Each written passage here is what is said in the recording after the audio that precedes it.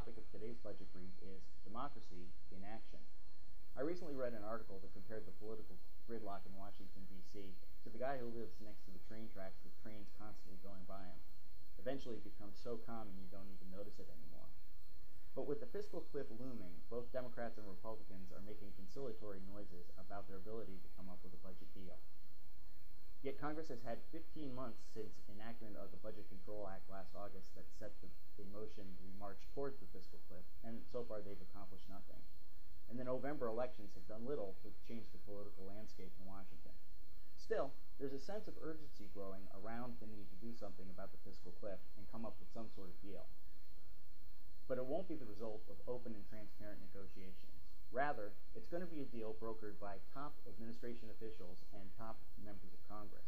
In fact, the number of members of Congress involved in negotiations is so small they could all fit in the same limo for the drive down Pennsylvania Avenue to the White House for negotiations. Not that they ever agree to ride in the same car. Any deal that emerges will be the result of closed negotiations between a handful of officials.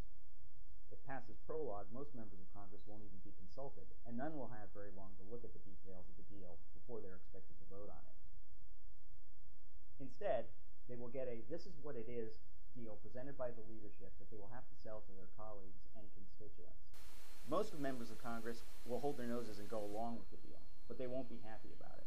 And as far as good, transparent government, this won't be it. Instead, what we'll get is democracy in action.